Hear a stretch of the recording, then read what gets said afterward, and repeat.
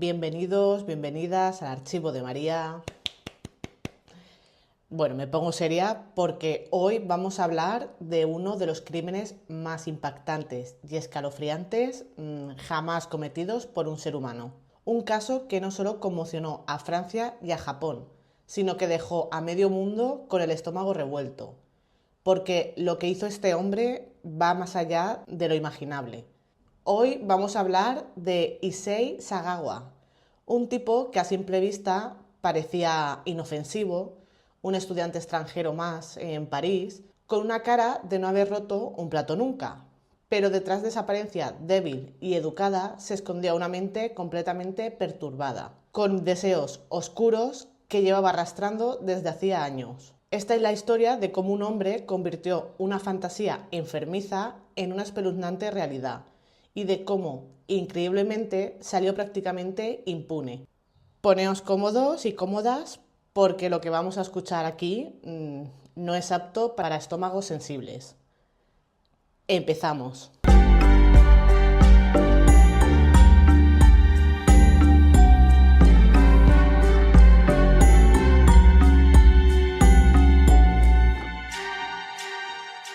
Issei Sagawa nació el 26 de abril de 1949 en Japón, en plena posguerra. Aunque el país atravesaba momentos muy duros, su familia no lo pasaba muy mal precisamente. Tenían muy buena posición social y económica. Issei llegó al mundo de forma prematura, tan pequeño y frágil que los médicos dudaban de si lograría sobrevivir. Desde muy joven arrastró un montón de problemas físicos, incluyendo una fuerte gastroenteritis. Su aspecto era tan débil que, a pesar de ser mayor que su hermano, ambos parecían tener la misma edad y muchos pensaban que eran gemelos. Cuando tenía apenas 5 años, empezó a sufrir pesadillas horribles que se repetían una y otra vez. En una de las más frecuentes, él mismo aparecía dentro de una bandeja gigante llena de agua hirviendo. Intentaba escapar, pero no podía. Sentía como su cuerpo se cocía vivo, hasta que alguien llegaba y empezaba a devorarlo sin piedad. Aquel sueño, lejos de desaparecer, se le quedó grabado para siempre. Y con el paso del tiempo, ese miedo se transformó en un deseo, el de comerse a otra persona. Cari, es un sueño, no hace falta que lo lleves a la realidad. Durante la adolescencia, Issei empezó a obsesionarse con dos cosas: el sushi y las mujeres occidentales. Las chicas altas, rubias y de piel blanca le provocaban un deseo tan fuerte que, según él mismo contó años después, no podía evitar tener pensamientos sexuales muy perturbadores, pero sentía que jamás podría estar con una mujer así, no solo por su personalidad extremadamente tímida, sino también por su apariencia. Medía poco más de 1,5 metros, tenía las manos y los pies diminutos, una complexión débil y una voz tan aguda que muchos pensaban que era la de un niño. Todo esto le hacía sentirse inferior constantemente. Eso sí, a nivel académico era brillante. Siempre sacaba muy buenas notas y en la universidad decidió estudiar literatura inglesa. Fue entonces, con 23 años, cuando se cruzó con una mujer alemana que daba clases en su vecindario. En cuanto la vio, se le activaron todas sus fantasías. Según él, lo primero que pensó al verla fue: podría comérmela. La obsesión fue creciendo y creciendo hasta que un día no aguantó más y decidió poner en marcha su plan. Hacía tiempo que no hablaba de casos de caníbales. No sé, me parecen tan perturbadores estos casos que siempre tengo que sacar uno, por lo menos una vez al mes, así que hacía ya tiempo que no sacaba ninguno. Una noche se coló por la ventana del piso de la chica llevando una máscara y un paraguas que planeaba usar como arma. Ella estaba durmiendo, se acercó a la cama, caminó a su alrededor, pero los nervios hicieron que tropezara con ella y la tocara sin querer. La chica se despertó sobresaltada, lo vio y empezó a gritar. Él intentó escapar de inmediato, pero ella logró sujetarlo del brazo y rápidamente llamó a la policía. Fue acusado de intento de agresión sexual, pero el caso nunca fue a juicio. ¿Por qué os estáis preguntando? Porque su padre, que era un empresario muy influyente, ofreció una buena cantidad de dinero para que la víctima retirase los cargos y lo consiguió. Eso sí, cuando el padre descubrió que su hijo no quería abusar de ella, sino literalmente comérsela, decidió llevarlo a un psiquiatra. Tras evaluarlo, el especialista se dio cuenta de que Issei era alguien potencialmente peligroso, pero aún así no se tomaron medidas. No hubo ningún internamiento ni tratamiento. Simplemente pues lo dejaron seguir con su vida como si nada. A los 28 años, Issei se mudó a París para seguir estudiando literatura en la Sorbona, y allí fue donde conoció a la que acabaría siendo su víctima, René Harsveld, una estudiante holandesa de 25 años. René era brillante, culta, políglota, hablaba inglés, francés, alemán y holandés, y tenía un físico que encajaba por completo con las obsesiones de Issei. Había viajado por medio mundo y soñaba con seguir su doctorado. René y Sagawa compartían cierto vínculo. Ella lo trataba con amabilidad, como a cualquier amigo, y con frecuencia lo invitaba a su piso a tomar té o a quedar con otros estudiantes para charlas distendidas. A Issei aquello le parecía una especie de sueño hecho realidad. No solo era una mujer que encajaba con todas sus obsesiones, sino que además era inteligente, simpática y cercana. Pero él, lejos de pensar que ese trato era una simple amistad, comenzó a desarrollar una fantasía cada vez más intensa. Para él, la mejor forma de mostrar su amor no era conquistándola, sino consumiéndola. En una ocasión, incluso intentó besarla. Ella lo rechazó con mucha educación, dejando claro que solo le interesaba como amigo. Pero ese rechazo le dolió muchísimo. Sagawa no lo asumió como un no, sino como una barrera más a superar. Para entonces ya tenía un rifle del calibre 22 que había comprado supuestamente para su seguridad, pero en realidad llevaba tiempo dándole vueltas a un plan que se volvía cada vez más oscuro. Durante varias semanas no paró de fantasear con ella y al mismo tiempo se dedicaba a ganarse todavía más su confianza, hasta que llegó el día. La invitó a su piso con la excusa de que necesitaba ayuda para grabar un poema en alemán para una clase. En la nota que le dejó le pidió disculpas por lo que había pasado, de que le intentó besar, asegurando que no volvería a incomodarla.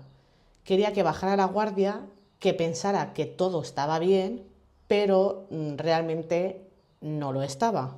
La noche del 11 de junio de 1981, René aceptó la invitación. Issei preparó comida japonesa, algo que sabía que a ella le gustaba. Se sentaron en el suelo, como es costumbre en Japón, y compartieron la cena mientras hablaban. En un momento dado, puso a grabar una cinta para grabar cómo ella leía uno de sus poemas favoritos. Todo parecía bastante tranquilo, pero él se volvió a declarar.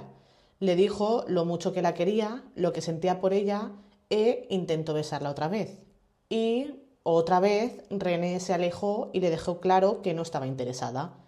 Sagawa fingió que lo aceptaba, le sonrió, le dio otro libro para que siguiera leyendo y se levantó diciendo que iba por una botella de vino para relajar un poco pues, la situación. Pero no volvió con vino, sino que volvió con el rifle. Lo había escondido en un armario y René, ajena a todo, seguía leyendo de espaldas. Entonces, sin pensárselo demasiado, pues le disparó. René en ese momento cayó al instante y a partir de ahí lo que hizo, pues, es que vais a alucinar. Sagawa afirmó más tarde que al ver el cuerpo de René completamente inmóvil, ¿no? Vulnerable, sintió un deseo irrefrenable. La desnudó por completo. Observó su piel clara durante unos segundos y, según sus propias palabras, decidió que empezaría por comerse los glúteos. Empezó a hacer fotos, luego fue a la cocina, cogió un cuchillo y empezó a cortar. Al darse cuenta de que había demasiada grasa, desgarró un trozo de los glúteos con las manos. Se lo llevó a la boca, lo masticó y lo tragó. Aseguró que fue la experiencia más intensa de su vida. Volvió a hacer otra foto, pero es que vais a flipar, es que lo peor todavía está por llegar. Después de aquello, abusó sexualmente del cadáver, dijo que no podía contenerse, que el deseo era mucho más fuerte que él y en un momento dado creyó escuchar un suave suspiro y completamente trastornado la rodeó con los brazos, la besó y le susurró que la quería. Después del asesinato, Issei arrastró el cuerpo de René hasta el cuarto de baño. Allí la abrió en canal desde el estómago hasta el pecho y le extrajo todos los órganos. Fue entonces cuando empezó a cortarla. Cortó distintas partes de su cuerpo, colocó algunas en una cacerola y convirtió su apartamento en una especie de cocina del terror. Montó una mesa, puso su propia ropa como mantel y encendió la grabadora de voz con la que antes había estado René leyendo el poema. Mientras su voz sonaba en el ambiente, él se llevaba a la boca los primeros bocados. Pero no se detuvo ahí. Volvió al baño, cortó partes del pecho y decidió meterlo al horno. Al probarlo dijo que no le gustó, así que optó por otra zona. Le desgarró el muslo con los dientes y empezó a comer. Sintió un profundo agotamiento y se tumbó al lado del cuerpo. No solo eso, sino que la llevó hasta su cama y durmió con ella. A la mañana siguiente, al recobrar del todo la conciencia, empezó a pensar en cómo se iba a deshacer del cuerpo. Todavía estaba fresco y no olía mal. Aún así, pues eso hizo que siguiera con el proceso. Cortó más partes, sacó la lengua, se miró en el espejo mientras se la comía y después, utilizando una pequeña sierra, le separó la cabeza. Intentó comerse los ojos, pero no consiguió sacarlos bien, así que los metió en una bolsa de plástico. Al día siguiente volvió a cortar más extremidades y distribuyó los trozos de estas partes en 2 maletas grandes. Planeaba sacarlos del apartamento y deshacerse de ellos sin levantar ninguna sospecha. Algunas partes las guardó en el frigorífico y otras se las cocinó en una sartén con sal y pimienta. Y sí, volvió a comer. Sí. Ya por la noche llamó a un taxi, hizo que lo llevaran hasta el bosque de Bolonia, un parque que es muy grande en las afueras de París. Allí, pues su plan era tirar las maletas a un lago y deshacerse de ellas, pero eran muy pesadas y pues no podía. Mientras estaba intentando deshacerse de las maletas, notó que algunas personas lo miraban desde lejos. Se puso muy nervioso y las dejó ahí. No tardaron en ser encontradas, lógicamente estás en un parque, ya que la poca profundidad del agua hacía que sobresalieran partes del cuerpo, como un pie y una mano. Unas personas que iban andando por ahí vieron esta maleta y llamaron enseguida a la policía. Sagawa volvió a su piso como si no hubiera pasado nada. Abrió el frigorífico y siguió comiendo carne humana. Pero la noticia del macabro hallazgo no tardó en publicarse y hubo alguien que unió todas las piezas. Os podéis imaginar quién, ¿no? El taxista, que lo había llevado al bosque. Acudió voluntariamente a la comisaría y explicó que la noche anterior había llevado a un hombre con 2 maletas hasta ese parque. Dijo que le parecía muy raro, ya que nadie suele ir allí a esas horas y con ese tipo de equipaje. Gracias a su testimonio, la policía localizó el apartamento número 10 de la calle Erlanger. Cuando los agentes llegaron con una orden judicial, Issei les abrió la puerta tranquilamente. Dentro del piso encontraron una pistola, una alfombra con manchas de sangre y en la nevera restos humanos, incluyendo los labios de René. La escena era tan brutal que dejó sin palabras a los agentes. Pero no solo eso, también descubrieron una serie de fotografías que documentaban paso por paso todo lo que había hecho con el cuerpo. Issei Sagawa fue arrestado de inmediato, lógicamente. En comisaría confesó todo sin ningún tipo de remordimiento y relató lo sucedido con una frialdad que impactó hasta a los agentes más veteranos. Aseguró que llevaba años fantaseando con comerse a alguien, que era algo que simplemente pues necesitaba hacer. Cuando llegó el juicio, la defensa de Issei alegó enfermedad mental y el juez decidió que no estaba capacitado para ser juzgado. Fue condenado a un internamiento indefinido en el hospital psiquiátrico Paul Girard en las afueras de París. Tras su detención, 3 psiquiatras franceses evaluaron a Issei Sagawa y coincidieron en el diagnóstico. Estaba mentalmente enfermo y además aseguraron que jamás se curaría. Aún así, en 1984, apenas 3 años después del crimen, su padre, Akira Sagawa, un empresario multimillonario con muchas influencias, logró pactar su repatriación a Japón. La excusa oficial fue que Issei sufría una grave enfermedad intestinal y que le quedaban pocos años de vida. El gobierno francés no se opuso, creyendo que moriría pronto y que seguiría bajo vigilancia en su país natal. Ya os podéis imaginar que no. El fiscal francés creyó que una vez en Japón sería encerrado de por vida en un hospital psiquiátrico, pero en realidad Sagawa solo permaneció internado 15 meses. En agosto de 1985 fue declarado sano por los psiquiatras japoneses, quienes consideraron que ya no representaba un peligro para la sociedad. El resultado de esto fue que lo dejaron en libertad. Sí, libre. No hubo ningún juicio, ninguna condena, nada. O sea, quedó totalmente libre. Es que es alucinante, es alucinante lo que llega a hacer el dinero, porque esta persona no está bien, no está capacitada para vivir en sociedad. No pueden dejarlo libre. No, pues ellos dijeron que estaba perfectamente y que podía estar libre y campando por sus anchas. Muy bien, genial. Pero esperar, porque lo que viene después es que es surrealista. Issei Sagawa se convirtió en una especie de celebridad en Japón. Publicó varios libros, entre ellos uno titulado Cartas de Sagawa, donde narraba con todo lujo de detalles lo que había hecho. Fue entrevistado por decenas de medios y llegó incluso a participar en reportajes, tertulias y programas de televisión donde hablaban sin tapujos de los impulsos que él tenía y la fascinación por el canibalismo y la obsesión con las mujeres occidentales. Algunos medios llegaron a bautizarlo como el padrino del canibalismo. Y aunque en buena parte del mundo se le veía con mucho rechazo y espanto, en Japón despertó una morbosa curiosidad. Durante un tiempo fue visto como una figura casi mítica dentro de la cultura popular. Se vendieron miles de copias de sus libros. Colaboró como crítico de cine e incluso participó en una película erótica.